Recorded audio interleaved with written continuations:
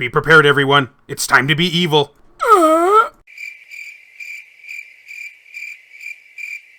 Greetings, fellow Vita fans. This is James with PS Vita at 2 a.m. coming at you once again with another exciting video. And if you're new here and love everything PlayStation Vita, don't forget to subscribe. We have talked about official PlayStation Vita news, so what do you say now we move on to PlayStation Vita Homebrew news, also known as the, unofficial stuff, that is not in whatsoever endorsed or approved by Sony. See, I told you we're going to be evil today. And tell me, everyone, are you into the modding scene when it comes to the PlayStation Vita? Do you have your handheld hack? I'm assuming you do, otherwise you wouldn't be watching this video. But still, let me know down in the comments section. Are you thinking about doing it? Do you already have it done? How far have you modded yours? I would always love to know. You know how we love to start off with a bang here. Well, it just may interest some of you to know that the Dallas X64, which is an N64 emulator for the PlayStation Vita, and something very close to my heart, has recently launched its 0.4 version. And as you probably can most likely guess, it's an enhanced version of the software that has better performance and more features. Some of these features include working save states, native resolution, native support to dual analogs,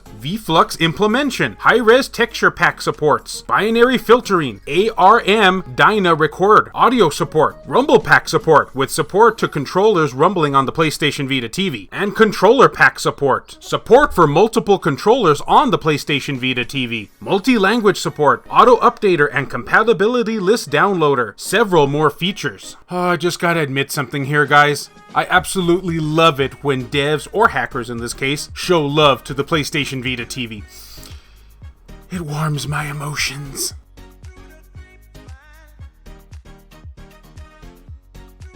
Got another big release here. The PlayStation Vita's 4th CPU core has officially been unlocked. And this is a huge deal when it comes to enhancing the PlayStation Vita game's official releases or homebrew titles as well. Think of it as sort of an overclocking in a way. The plugin is called CoreUnlocker 8000H, which enables the Vita's 4th CPU core to be used in games. And it's hacks like these that I'm talking about. They're some of my favorite because they allow you to use your legally purchased games and enhance them at the same time. Gotta love that. Thus, if you're looking for better system performance, you'll love this.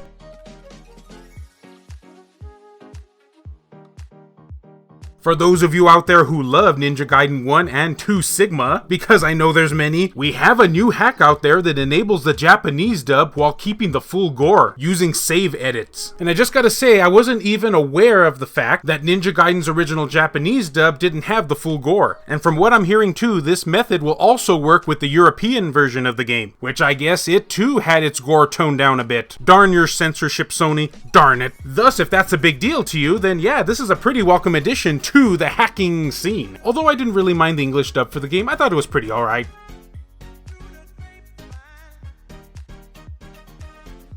Going back to the Dallas X64 emulator, man, that's always a mouthful and extremely hard for me to say. You can now add custom bubbles to both it and RetroArch, as seen from these lovely pics right here. That artwork just blows my mind.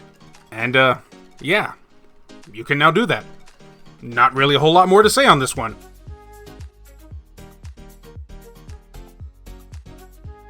Now, for all of you Yis Origins fans, and I'm talking especially to myself here, there is a new high-res assets restoration repatch mod available for this game, which gives the PlayStation Vita version of this PC-like quality, at least when it comes to the visuals. And you know what they say, graphics are everything. I mean, right? Here's what this article had to say. The Vita version of Yis Origin exclusively uses the low-resolution assets from the original PC version, with the higher-resolution assets being completely deleted.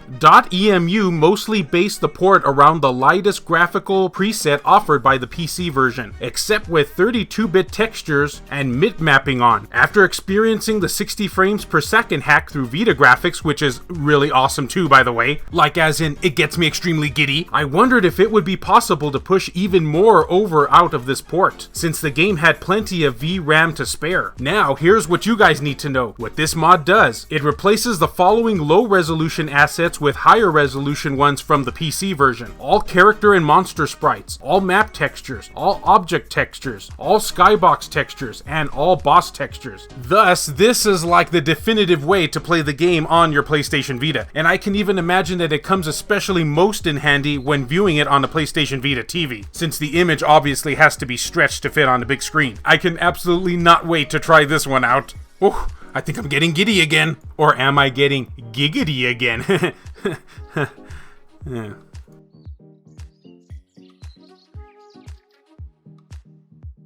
Going back to the Dallas X64 Emulator thing. We're just all over the place today, aren't we, guys? One of the modders has gotten Animal Crossing to almost 30 frames per second and has uploaded a very brief 10-second video showing these results. And so far, it's looking really good. I would show you some footage on here now, but I just don't trust Nintendo, especially when it comes to any kind of modding with their software, so yeah. I just basically scream cap the video. Sorry about that, guys.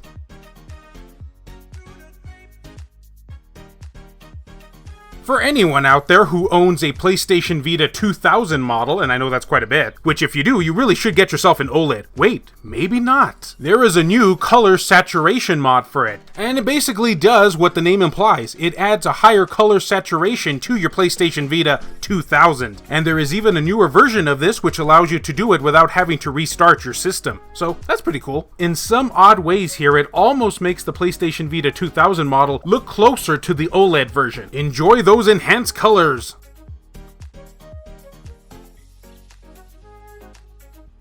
And that is a wrap for now, guys. I know that I still have a lot more to cover when it comes to the homebrew scene, but since I'm barely still starting out on this, I'm trying to cover the more recent, bigger things that have been happening around the scene. But bear in mind that I will catch up. And of course, let me know what you guys thought about this video. Which hacks are you going to be implementing to your Vita, or which do you already have on there? I would love to know down in the comment section. And as always, fellow Vita fans, thank you so much for taking the time out of your day to watch this video. It really means a lot to me.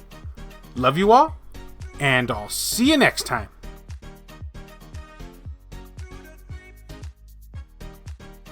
The following video has been brought to you in part by all of these wonderfully generous people who help make this content possible, including Miu Arashi, Matt Fox, B Mystery, Marco Berlotti, Reiko Star, Himdall Imbert, Saul Ramirez, Ruben Gutierrez, Adam Sondi, Dennis R. Huggins Jr., Joshua Williams, Kyle Brooks, JR, Jared Haddo, Richard Cruz, Wendy K, Adam Thury, Aaron Swanson, Mario Cruz, Pierre Sterner, Heston Joseph, Jelly, Buzz Sayin, Kevin Enright, E-Rock, Gutter Drums, Phantom XRS, BMF, Hero Acer, Larry Anderson, David Ray, Sculpture Tugul TCG, Rodrigo Vera, Redouan Alloy, Burrs and Mystery, Silica, and Eric DeWitt. If you would be interested in supporting the channel and seeing your name on this end screen here, or if you wish to remain anonymous, that's cool too, then make sure to check the links down in the description below. I have numerous ways for you to do so down there.